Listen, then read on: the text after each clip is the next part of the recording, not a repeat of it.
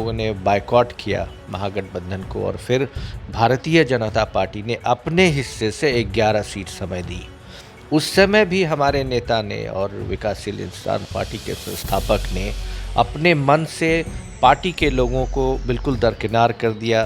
Party के किसी भी नेता को जो 10 साल से पार्टी को बनाने में लगे हुए थे, मेहनत कर रहे थे, उन्हें किसी भी व्यक्ति को उन्होंने टिकट नहीं दिया।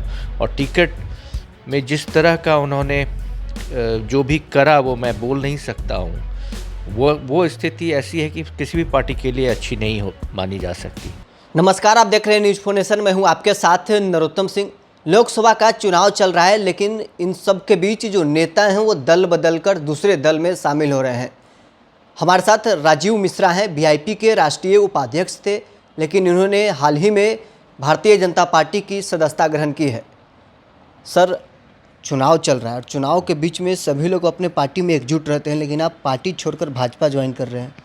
देखिए, भाजपा में ज्वाइन करने का जो मंशा थी और मंशा है, क्योंकि विकासशील इंसान पार्टी के ज़्यादातर जो हमारे नेतागण थे, जो ज़्यादातर निषाद समाज के थे, चाहे वो पहले अशोक चौहान जी हों, चाहे ऐसे बहुत ही राष्ट्रीय उपाध्यक्ष और बहुत ही जिला स्तर के, राष्ट्रीय स्तर के और प्रदेश स्तर के नेतागण, ज़्यादातर निषाद नेतागण, उन्होंने मेरे साथ ज्वाइन करा है। लगभग 55 से ज़्यादा नेता थे हमारे साथ जिन्होंने ज्वाइन किया, भारतीय जनता पार्टी की सदस्यता ग्रहण की। और हमारे लगभग 200 से ज़्यादा कार्यकर्ता थे और हम लोगों ने अभी भारतीय जनता पार्टी की सदस्यता ग्रहण की है। सदस्यता ग्रहण करने का एक जो मुख्य कारण था वो कारण ये था कि विकासशील इंसान पार्टी में जिस तरह से कार्यनीति रही है विकासशील इंसान पार्टी की, जहाँ पर कोर कमेटी से कोई बातचीत नहीं होती, बिल्कुल एक तरफ़ा निर्णय ले लिया जाता है। अगर आप पूरे विकासशील इंसान पार्टी के अतीत को देखेंगे तो पहले हम लोग भारतीय जनता पार्टी के साथ थे, फिर हम गठबंधन में चले गए और लोकसभा का चुनाव लड़ा, सारा चुनाव हम हार गए। फिर गठबंधन में ही जब हमें पिछले विधानसभा के चुनाव में सीट्स नहीं दिए गए मनमाफिक और उस पर काफ़ी उलझनें थीं, तो लास्ट मोमेंट पे हम लोगों ने बायकॉट किया महागठबंधन को और फिर भारतीय जनता पार्टी ने अपने हिस्से से 11 सीट समय दी। उस समय भी हमारे नेता ने और विकासशील इंसान पार्टी के संस्थापक ने अपने मन से पार्टी के लोगों को बिल्कुल दरकिनार कर दिया।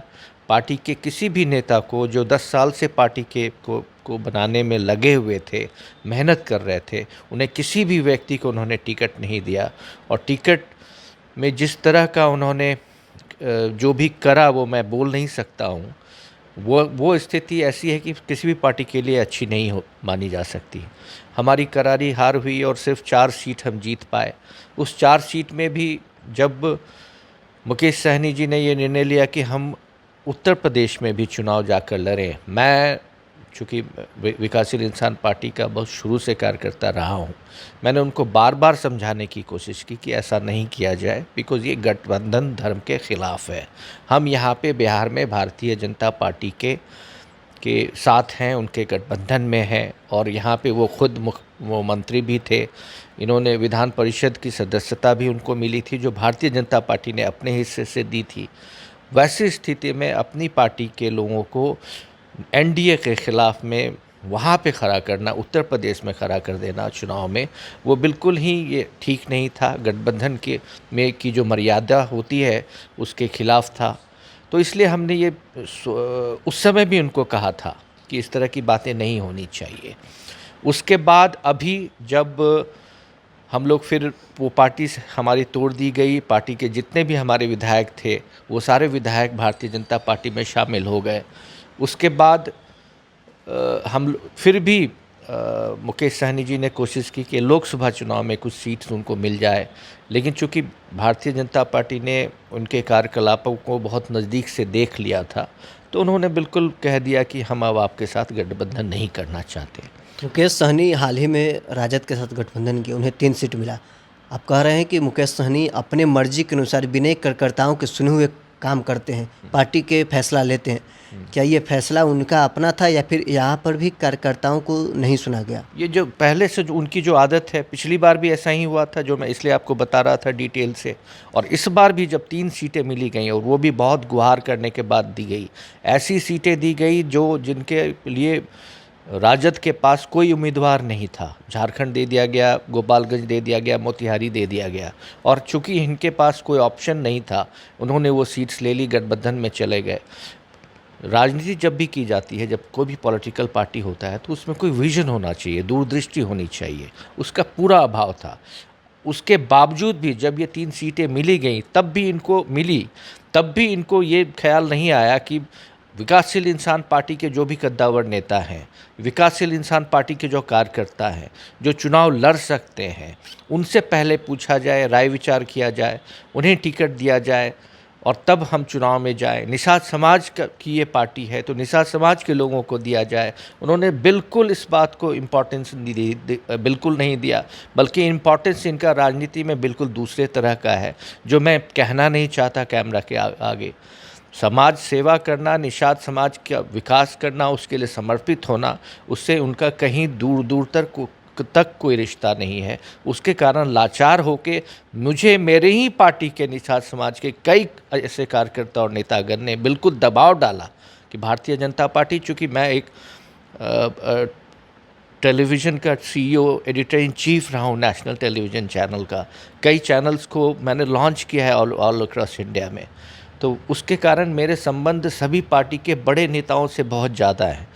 तो VIP के कार्यकर्ता, वरिष्ठ नेतागण ने मुझे कहा कि अब आप बात कीजिए भारतीय जनता पार्टी से, हम लोग भारतीय जनता पार्टी में जुड़ना चाहते हैं। और इसलिए जब मैंने बात की तो उन्होंने स्वागत किया।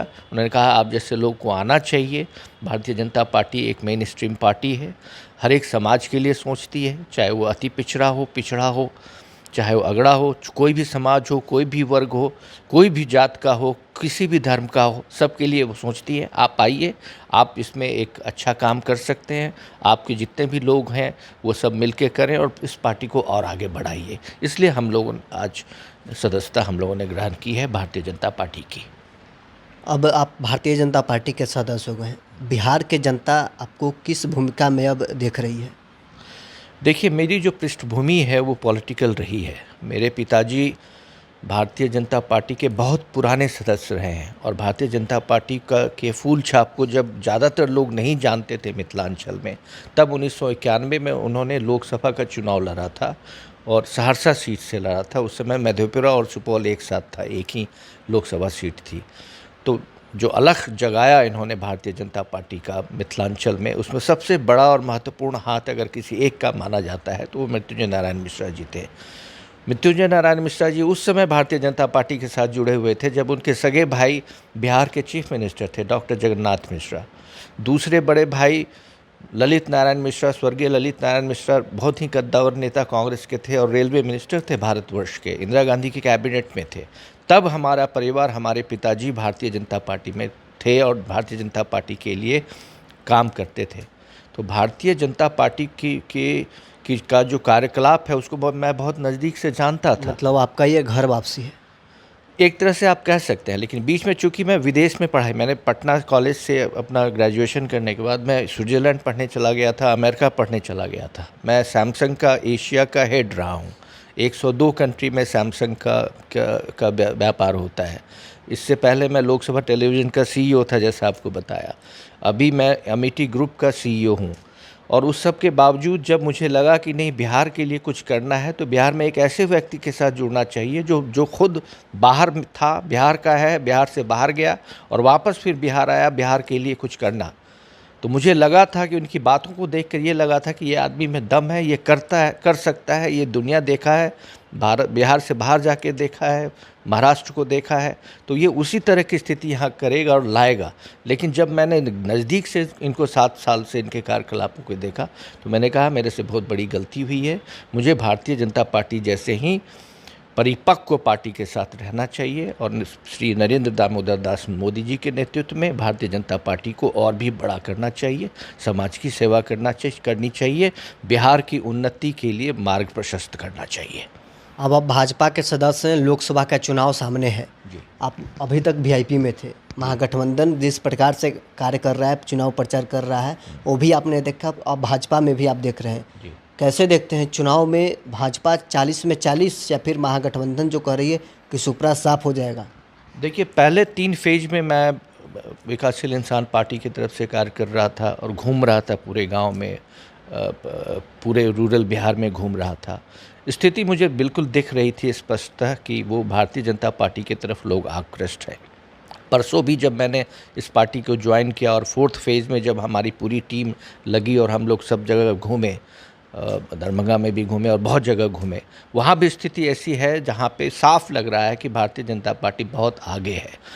एक बात और, दूसरी बात, जो भारतीय जनता पार्टी को जन समर्थन मिल रहा है वो सिर्फ अगरा या पिछड़ा का नहीं मिल रहा है, बल्कि अति पिछड़ा का सबसे ज़्यादा मिल रहा है। मल्लाह का, निषाद समाज का भी समर्थन पूरे तौर पे 100% मिल रहा है। इसलिए इलेक्शन के बाद ये बिल्कुल स्पष्ट हो जाएगी कि भारतीय जनता पार्टी ही हर एक समाज की पार्टी है, हर एक वर्ग की पार्टी है, हर एक धर्म की पार्टी है। तो आपने सुना, हमारे साथ राजीव मिश्रा थे जो वीआईपी के राष्ट्रीय उपाध्यक्ष थे, वरिष्ठ राजनेता हैं। अब ये भारतीय जनता पार्टी के हिस्सा हो गए हैं। लोकसभा चुनाव में इन्होंने 3 फेज तक महागठबंधन के साथ काम किया, लेकिन अब एनडीए के प्रत्याशियों के लिए उनके जिताने में इनकी अब भूमिका रहेगी। बहरहाल इस खबर में इतना ही। आप बने रहे न्यूज़ 4 नेशन के साथ।